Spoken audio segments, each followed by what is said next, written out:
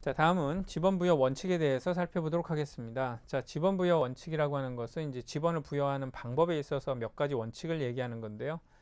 자, 살펴보시면 첫 번째, 기본 위치에 따른 지번부여 방법이 있습니다.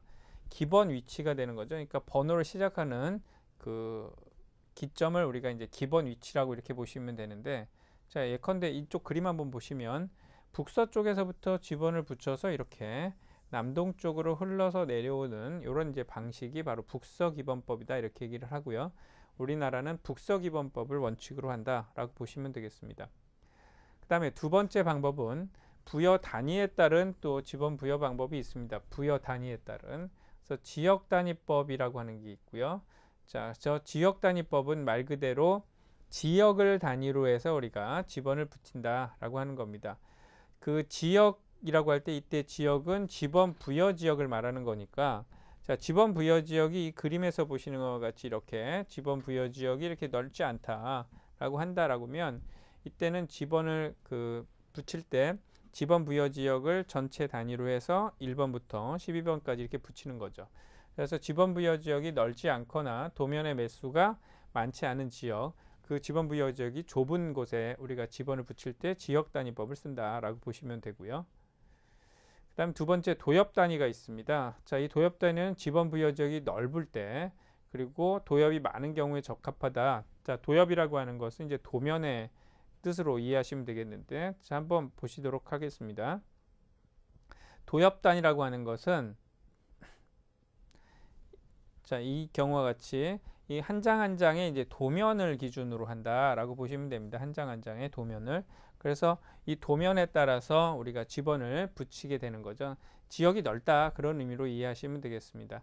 자, 그리고 이것도 마찬가지로 지번이 이렇게 그 지번 부여지기 넓을 때 여러 가지 도면이 나오게 되는데 그 도면에 따라서 지번을 붙이게 된다라고 보시면 되겠죠. 그래서 도엽단이라고 하는 게 도면에 이제 그 개수가 넓은 지역에서 쓰는 방법이다라고 보시면 되겠습니다. 다음 세 번째 단지 단위법인데요. 자, 단지 단위법은 도시개발사업 등의 지역에서 하나하나 단지를 블럭을 기준으로 해서 단지 순서에 따라서 지번을 부여하는 방법, 말 그대로 단지 단위다라고 하는 것이죠. 자, 여기 보시면 1단지에 뭐 이렇게 이제 여러 가지 지번이 있고요. 자, 그 다음에 2단지에도 또 여러 가지 이렇게 지번이 있는 것이죠. 말 그대로 그 단지를 단위로 해가지고 지번을 붙이는 그런 이제 방식을 단지 단위법이다라고 보시면 되겠습니다. 자, 다시 한번 정리해드리면 지역을 단위로 하는 게 있고 그 지역이 넓을 때는 도엽을 단위로 하는 게 있고 그 다음에 이제 단지 단위라고 하는 이런 이제 방법으로 우리가 지번을 붙일 수가 있겠다라는 것이죠. 도엽 단위라고 하는 표현 잘 봐주시면 되겠고요. 자, 그 다음에 이제 지번의 진행 방향에 따라서 지번을 부여하는 방법이 되겠습니다. 첫 번째 사행식인데요. 자, 사행식은 뱀이 기어가는 모습이다. 그래서 지번을 순서대로 이렇게 따라가 보니까 구불구불하다라는 의미죠. 그래서 지번을 붙였을 때 뱀이 기어가는 모습이다. 그래서 사행식이라는 표현을 쓰는 거고요. 이 사행식은 농어촌 지역의 지번 부여 방법에 많이 쓴다. 그러니까 구획정리나 이런 것들이 좀 덜 된 그런 농어촌 지역에 지번을 붙일 때 많이 쓰는 그런 방식이었다라고 하는 것이고요.